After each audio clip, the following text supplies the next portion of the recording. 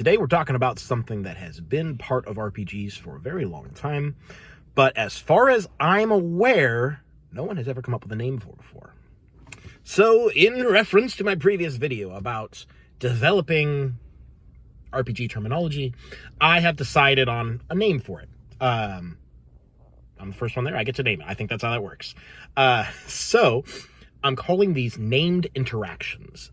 What this is when one game element specifically refers to and calls out another game element by name for a special interaction. Let me give you some examples, as I always do. In D&D, traditionally, if you put a portable hole in a bag of holding, they explode. Rift to the astral plane or whatever it is for that particular edition. The item description for the bag of holding calls out the portable hole as another magic item that it specifically has a special interaction with and has no similar interactions with any other items. Note that in 5th edition, at least, this is not a general rule for extra-dimensional spaces. This is a rule specifically for a portable hole and a bag of holding. A bag of holding in a bag of holding doesn't do this. Heward's Handy Haversack in a bag of holding doesn't do this. Only portable holes and bag of holdings, because it's a named interaction. Similar things are like, for example, a wall of force can be destroyed by a disintegrate spell. Normally, it's immune to damage, but a disintegrate spell specifically is called out as being able to destroy the wall. There's myriad effects, spells, and monster abilities that can be ended by a remove curse spell or a wish spell. In fact, I think disintegrate calls out specific spells that can resurrect the creature that's destroyed by it. These are named interactions. One game element referring to another game element by name to define a special interaction with that game element. Often in D&D, at least, it's spells. These are, I think, largely problematic. They're often pretty benign in general. Like, they don't really, like, by their nature, they don't come up much because it requires two specific elements to come together in a specific way for it to ever matter, you know. But I think it's still pretty poor design for a couple of reasons. One, it just fully, like, what's the opposite of future-proofing? Like, your future crippling. Like, what? So it's the opposite of future-proofing. Like, you are making it harder for your game to develop with additional content if you wish to put out additional content. So this is particularly applicable to bigger, heavier games that can expect expansions. Because, you know, if this object or this creature specifically interacts with, you know, say A, B, and or C spells, future spells aren't going to have that because it's the creature calling them out, not the spells calling out the creature. I hope that description was clear. I'm not sure it was. But basically, like, you aren't going to be able to refer to game elements that aren't out yet. And so those kind of get separated from and distinguished from core game content. And that feels bad. That's not elegant design at all. The other thing is that it kind of cuts out, especially the way that, like, 5th edition has handled it, it kind of cuts out any characters that don't have access to those things. Nearly every named interaction in 5th edition, it's like there's a few magic items, but mainly it's spells. And if you are not a spellcaster, or if you are not the right kind of spellcaster and you are not high enough level, these interactions you can't do anything with. Like, they don't apply to you because you don't have those specific spells. It creates a situation where some classes are more mandatory than others. If you want to if you want to destroy a wall of force, you have to have disintegrate, because I'm pretty sure it's immune to dispel magic. I think that's true. And this is, of course, ignoring the fact that Wall of Force is very, very poorly written, because even though a disintegrate spell can destroy it, a disintegrate spell cannot target it, because you have to be able to see your target and you can't see a wall of force. It's invisible.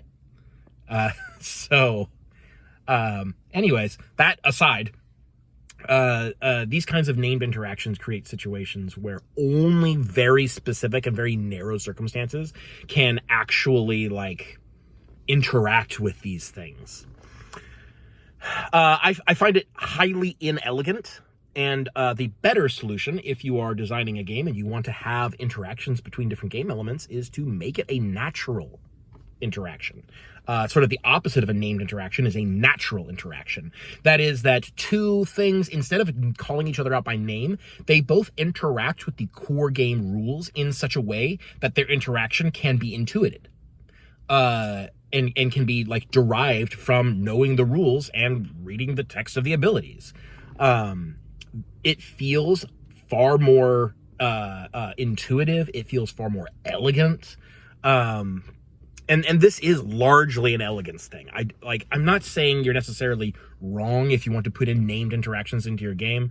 What I'm saying is that it's not going to feel very like natural or very fluid. It's going to feel quite contrived. So, I am personally not a fan of named interactions, and I would prefer my games pretty much not have any. I like general rules that interact with each other in natural, intuitive ways.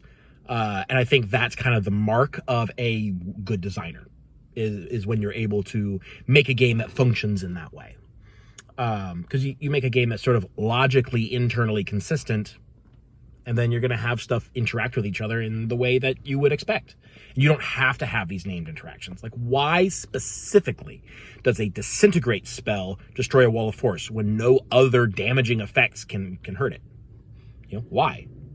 That doesn't make sense to me on any kind of intuitive level. I know why it is because historically it has. Like, in older editions of D&D, that was an interaction, and so it is an interaction now. That's the only reason why that exists. You know, that kind of thing. And it bothers me why it exists in 5th edition, because it's literally just for tradition's sake. It has nothing to do with like enhancing gameplay or making it fun or more interactive. It is entirely to do with the fact that these are interactions that existed in previous editions, therefore they will exist now. So that bugs me to start with. But also, I just don't think that named interactions are a good way to go about design. It's going to be a bit of a shorter video because I don't think I have a whole lot else to say about it. Some sub-terms, since we're defining terms, we have named interaction. I think sub-terms are going to be named synergy and named counter. These are specific types of named interactions. A named synergy is when... I have a great example of this. In the Game of Thrones card game from Fantasy Flight, I was quite dismayed to find that there was a named interaction with regards to people's personal weapons. So, like, if you have a character and you have that character's sword, it has an additional ability, specifically if it is attached to the character that it belongs to. And I'm like, why is this not just a natural interaction? Why does this have to be a named interaction? I didn't like that at all, but it is a named synergy where two things work together better, specifically calling each other out by name for a special interaction. Opposite of that is a named counter, where like Wall of Force is a perfect example. It is countered by disintegrate specifically. This, I think, I can think of one example where this kind of works out. And it is in Rex, Last Days of an Empire. In that game, most of the cards in a player's hand, about like maybe half the deck or a little bit more, are going to be attack cards and defense cards. You have two different kinds of attack cards and two different kinds of defense cards, plus other miscellaneous. Like, I'm super simplifying this. And each defense card counters a specific attack card, but you don't know which one your opponent has or which one they're going to play. So that creates a sort of like tense moment where you have to think like, I've seen him have this card before. I don't know if he's lost it yet, or if he has the other one and he's banking on me thinking about how he used to have the other one. You know, there is that sort of, there's an amount of counterplay and some psychology there that can arise. It doesn't always arise, but it can arise. where you have a very, very limited number of options that kind of everyone has access to at least some degree, and they can call each other out like that. That use of named interactions, I think, is fine. That works out well, and those are named counters to each other. So I think that, yeah, actually Rex is the only example I can think of where there's named interactions that actually work to enhance the gameplay, and it actually works out in a fine way. I think in RPGs, I've never seen an example of a named interaction that I think feels good.